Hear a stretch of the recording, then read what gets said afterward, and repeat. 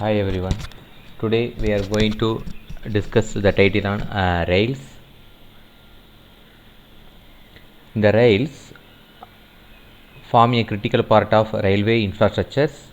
They are made from high carbon rolled steel and are placed end to end in two parallel lines on top of sleepers, and then this configuration ensures a smooth and level track surface for trains, support the axle load of rolling stock, and help maintain track alignment. Okay, here different type of rail sections such as bull-headed, double-headed, flat pattern and Vignol rail are chosen based on the application to ensure the safety and efficiency. Okay, here this one is a types of rail. Here rail types vary according to design and function which affect their application in rail systems. The four primary types are bull-headed rails, already shared, double-headed rails, flat bottom rails and Vignol rails. Each type of rails has unique structure properties that make it suitable for different track requirements and environmental conditions. Okay. Here bull-headed rails is a rails have a larger head compared to their foot. Okay. Extra metal is added to the head to make it thicker and stronger. This rail require cast iron chair to keep them in position. Okay. Commonly used in points and crossing, they have three parts: head, web and foot. Okay. The foot mainly serve to hold the wooden keys and provide adequate strength. They typically weigh between 85 to 95 pounds and come in length up to 60 feet. Okay, this is an example. Bull-headed rails. Top portion is a head, bottom portion is a foot, and middle portion is a web. Okay, here various parts are here mentioned: foot, web, head, and running faces, crown, key in the top surface, chair is the top surface of the footer, and sleeper. Okay, and then ballast,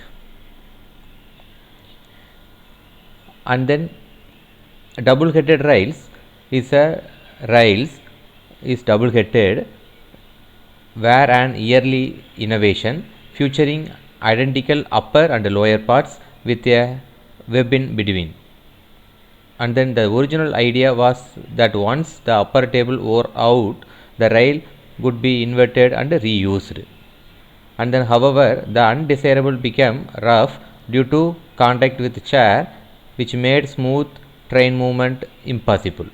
Okay, the figure shows the double-headed rails.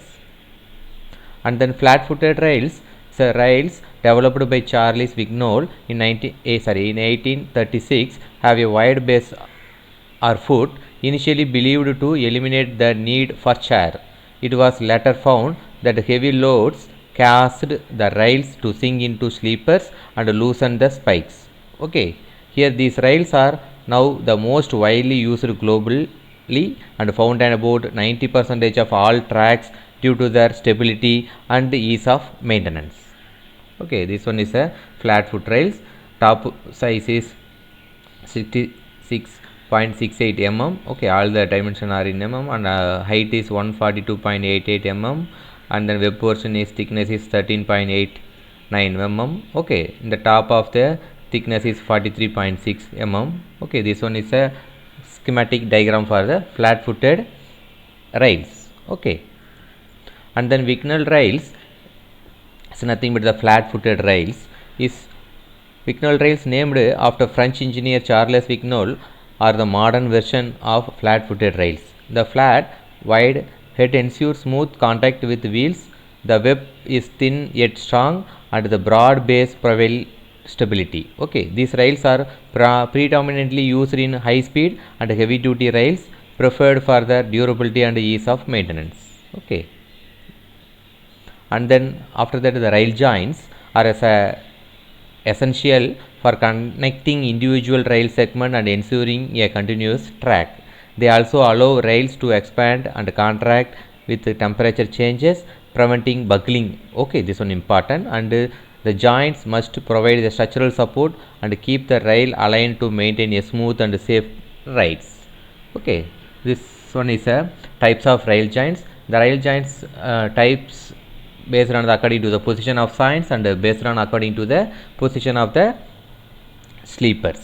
Okay, here according to the position of the joints in the square joint. Okay, in square joint the end of both rails align directly opposite each other.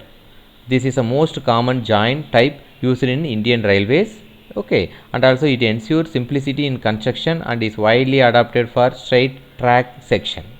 Okay, this diagram shows the square joint. And then stacked joint. Okay, stacked joint is a joint. The end of rail are offset so they do not align directly. Okay, and then this arrangement is especially useful on curves where it helps reduce the lateral forces caused by centrifugal motion. Okay, it's very important, and also enhancing track stability and safety.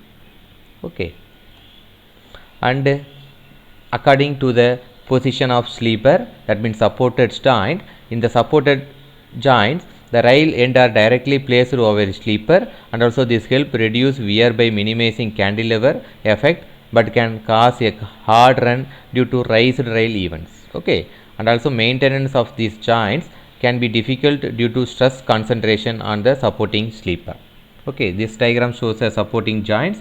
The bottom portion is a sleeper, the top portion is a rail, two rails are there, and the in between is a joint. Okay, and the next one is a suspended joints.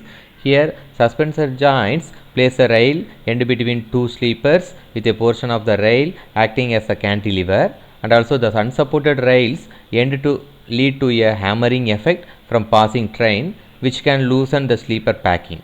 Despite this, it is a most widely used the joint types in railway worldwide. Okay, here the figure shows a suspension joints. These joints, two rail joints in actually here two sleepers are there. Okay, rail joints are connected between the two sleeper. Okay, and then bridge joint. Here bridge joint is a joint almost similar to suspended joint. The only difference is that two sleeper on both sides and the bridge joint are joined by a flat metal. Okay, here the bottom portion mentioned bridge of metal. Okay, the flat metal or corrupted blade are placed bottom of the rails. Okay, bridge joint is not used on Indian railways. Now finally, requirement of good rail joints. A good rail joint must be strong, rigid, and able to match the strength of the rail itself. And also it should support smooth train movement, accommodate thermal expansions and contraction, and also be easy to replace or maintain. Okay, and the joint should preserve rail cage, minimize the wear, and allow for elastic behavior in both horizontal and vertical direction.